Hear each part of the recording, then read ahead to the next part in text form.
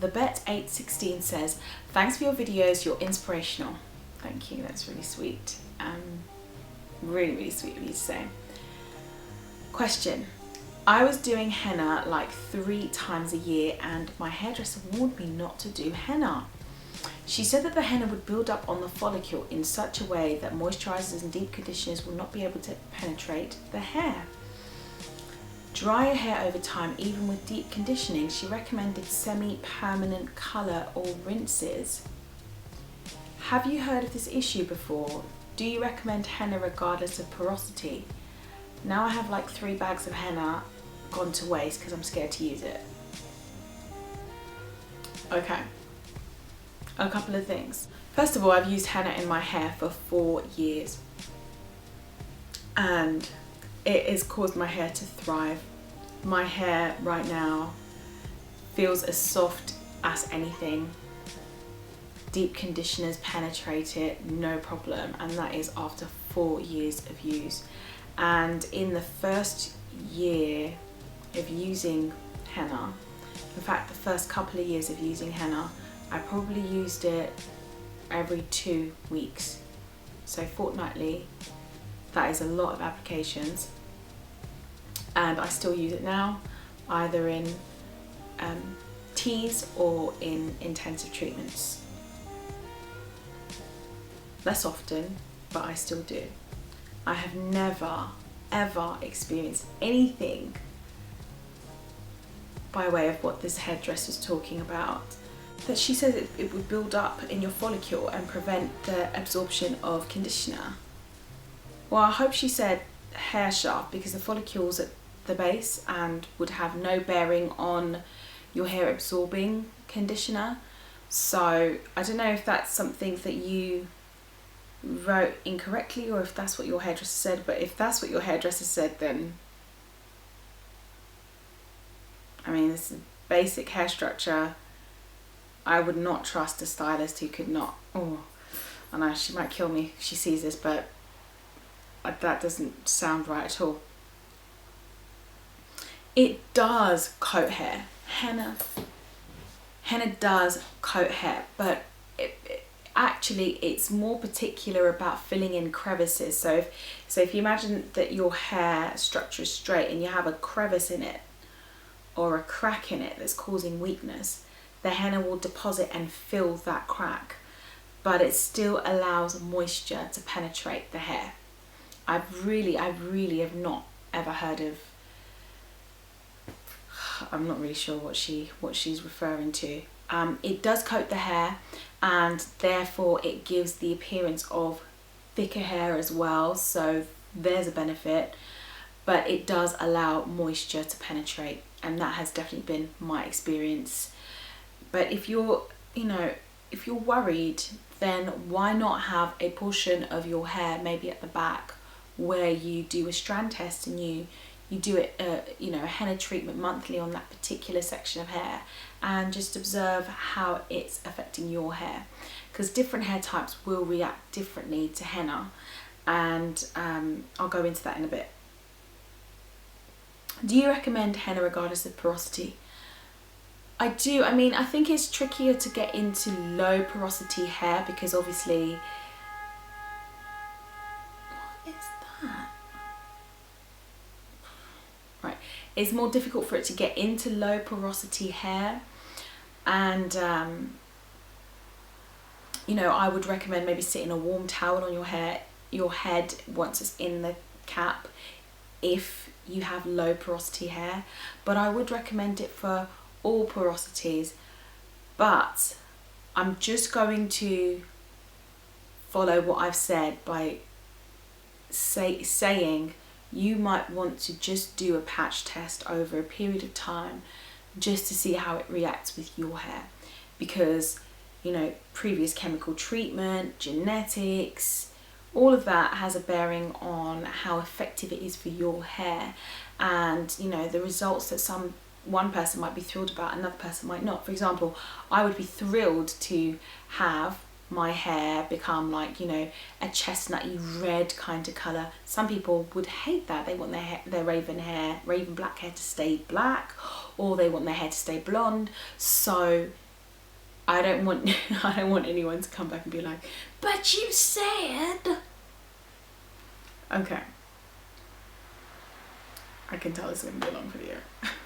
I really like the comment that somebody called Lily M wrote underneath. Of course your hairdresser would warn you not to use organic natural product, because if they keep you dyeing your hair, if you keep dyeing your hair with henna, you won't need a hairdresser after a while. Very true. And I don't understand how somebody can tell you to stop using something natural and use chemicals instead. I mean, seriously. Listen, I had a hairdresser tell me that if I stopped relaxing my hair, it would fall out and I would have no hair.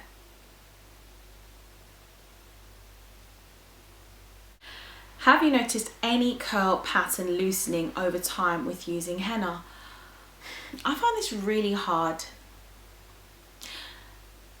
to answer actually. I feel like maybe like slightly deeper waves and more definition. I did used to think it was loosening my curl pattern, but I don't know if that would be the right way to describe it. Maybe just like more definition and I don't know. It's really hard to say because obviously I transitioned for a really long time and I didn't know what my natural curl pattern was, but then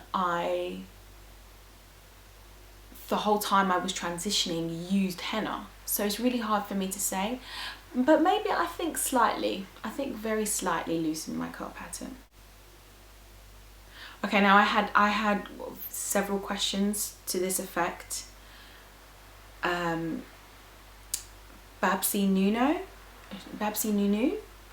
Hi Curly Proverbs, hope you're good. Good girl, thank you. Hope you're good too. Great video. Just one question. I'm presuming the henna will also dye your hair. If so, what's best to be used in place of that? As I mentioned earlier, yes, it will colour your hair. Cassia may be your best bet. Or if you're dark haired, then you might want to use henna and then follow up with indigo, because that will keep your hair black if you don't want it to change colour. In fact, I'm going to insert pictures of hair without indigo and with indigo, so that you could see how that could affect your hair colour.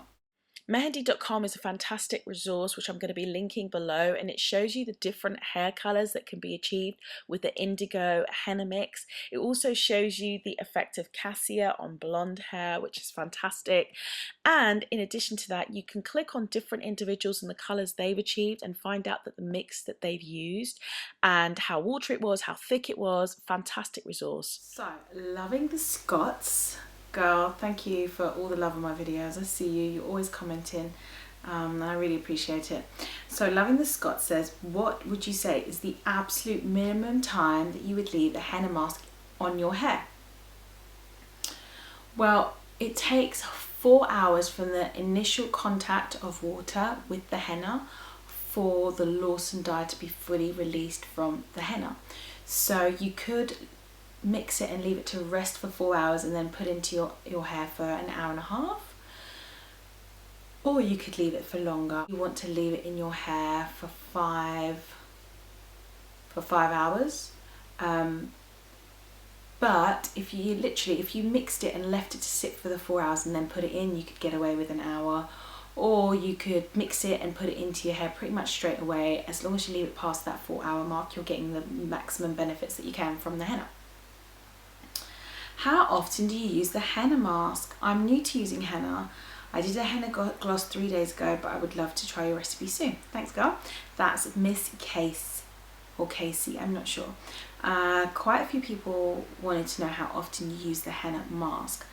The henna gloss is what I would recommend you to use more often. The henna mask, I would use every 6 to 8 weeks. I wouldn't use it more often than that because it really is, excuse me, it really is very intensive.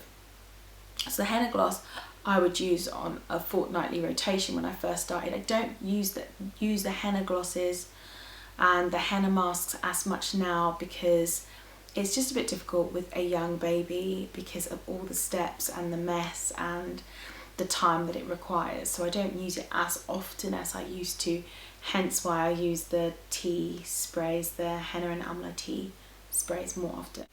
Okay, here's a good question. This is from Rokana M True GT Gem. Great advice as always, thanks girl. If the henna tea is used 3 times a week for the month, can a full henna mask be used at the end of the month? I wouldn't do that. I personally wouldn't do that on my hair, and I've been using henna for a long time.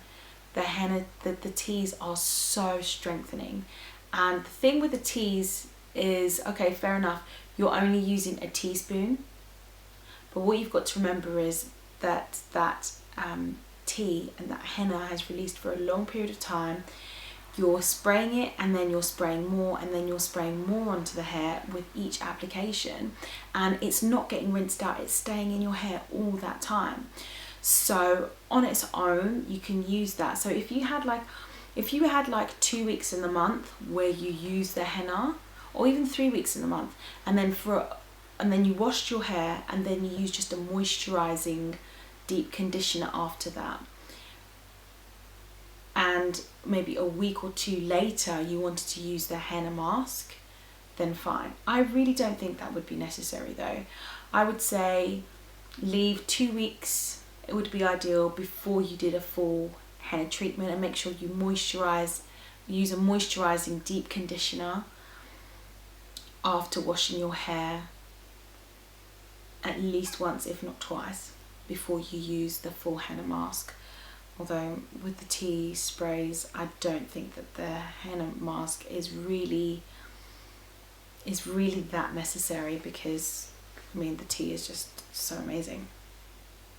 So yeah, don't overkill it guys. You can get too much of a good thing. I mean, chocolate is like a primary example, right? You can get too much of a good thing. It is so strengthening. You don't want to overload your hair. I would recommend, especially if you're new to using henna, that you definitely leave a couple of weeks between last use of your tea rinse and your full henna mask. Glamour Girl Holly, hey girl, I see you. You always commenting on my videos as well. Really do appreciate it. My question is, I'm terrified that henna is going to dye my hair red or ginger or some different colour, but I really want to use it. I'm scared. Did it change yours in any way? Yes, I'm afraid it did. As I said, makes it go like a reddish brown sort of colour. Cassia might be the thing for you, but you might want to hold fire on that, because I'm going to review Cassia and then get back to you as to my general thoughts and musings on it. Envy Me. Some of you guys, some of your like YouTube names are like really quite clever. Envy Me 032 says, is henna for all hair types, i.e. natural, relaxed, fine, coarse, etc.? Yes, yes, and yes.